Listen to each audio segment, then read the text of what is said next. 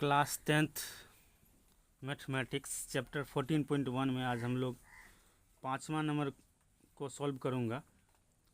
Question कुछ इस प्रकार है। इसमें बोला आमों का बंटन निकालने के लिए आमों की संख्या ये आपको वर्ग अंतराल हो गया और ये पेटियों की संख्या आपको बारंबारता हो गया। तो चलिए इस आमों का बंटन निकालते हैं। तो इसके लिए हम पहले से ही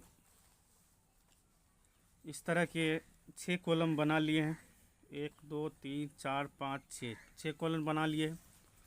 दोस्तों मैं इस क्वेश्चन को सॉल्व करने के लिए पग विचलन विधि का इस्तेमाल करने जा रहा हूँ, जिसके लिए फॉर्मूला होता है a plus sigma F you बटे सिग्मा एफ गुना एच।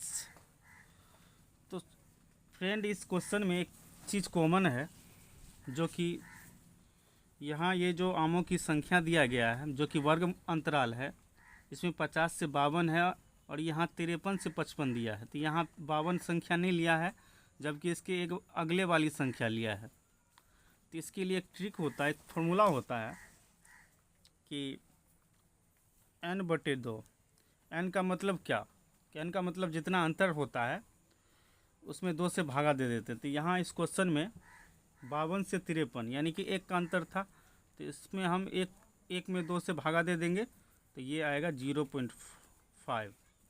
अब जो ये 0.5 आया, हम क्या करेंगे, इस 0.5 को ये जो 50 दिया गया है यानी वर्ग अंतराल में सबसे निचली सीमा, इसमें घटाएंगे और ये जो ऊपरी सीमा है उसमें जोड़ेंगे। तो 50 में हम 0.5 घटाएंगे तो ये मेरा हो जाएगा 49.5 से, और उसके बाद 52 में 0.5 जोड़ेंगे तो मेरा हो जाएगा 52.5। इस तरह से हो जाएगा। इसी तरह से सभी वर्ग अंतराल में करेंगे तो यहाँ पे हो जाएगा फिर 52.5 से 52 3 55 55.5, यहाँ हो जाएगा 55.5 से 55 3 58 58.5, यहाँ हो जाएगा 58.5 से 61.5 और यहाँ हो जाएगा 61.5 से 64.5। तो इस तरह से ये मेरा वर्ग अंतराल अब सही हो गया है। तो इसके लिए बारंबारता दिया है 15, इसके लिए दिया है 110, इसके लिए 135, इसके लिए 115, इसके लिए 25। तो इसमें क्या करेंगे, x का मान निकालेंगे अब।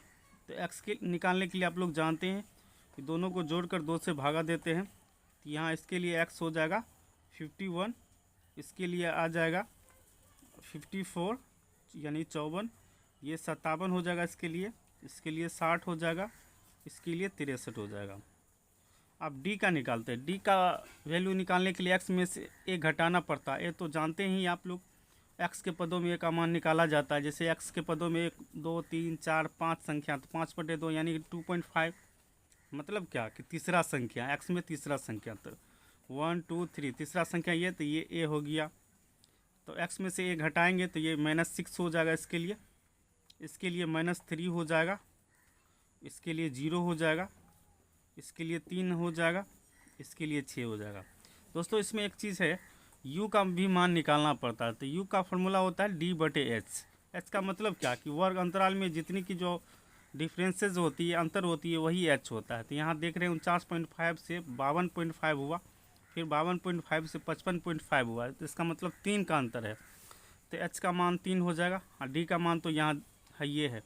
तो u का मान निकालने के लिए d बटे एच यानी -6 में 3 से भागा देंगे तो -2 हो जाएगा, इसके लिए -2, इसके लिए -3 हो जाएगा, इसके लिए 0 ही होगा, इसके लिए 1 हो जाएगा, इसके लिए 2 हो जाएगा। अब f गुना u, दोनों को गुना करेंगे तो 15 गुना -2 तो -30 हो जाएगा, यहाँ -110 हो जाएगा, यहाँ 0 हो जाएगा, यहाँ 115 हो जाएगा, यहाँ 50 हो जाएगा। अब यहाँ टोटल सिग्मा एफ का वैल्यू तो जोड़ेंगे तो ये 400 हो जाएगा, 400, और ये टोटल सिग्मा एफ यू का वैल्यू। तो इसको सॉल्व करेंगे, जोड़ेंगे तो 25 यानी 25 होगा। तो चलिए आप फार्मूला का प्रयोग करते हैं। फार्मूला को आपको तो पता ही होगा, ए प्लस सिग्मा एफ यू बटे सिग्मा एफ गुना एच होता है।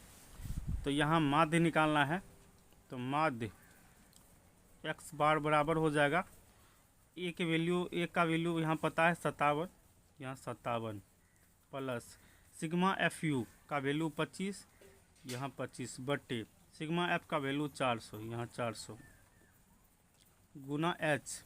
एच का मान आ जाएगा यहाँ दोस्तों, इसमें एच का मान 3 आएगा, तो यहाँ एच के जगह पे 3 देंगे।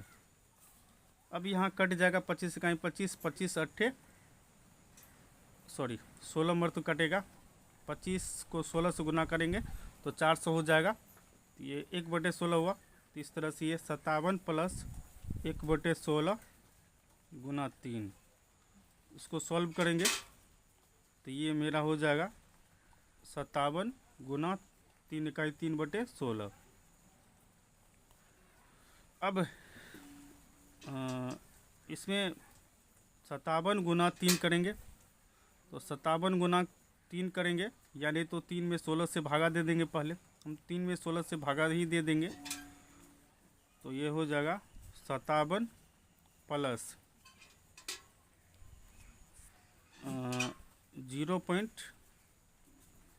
0.1875 होगा, इजकल टू 57.19, ये लगभग में इतना आंसर होगा। इस तरह से ये सॉल्व हो गया।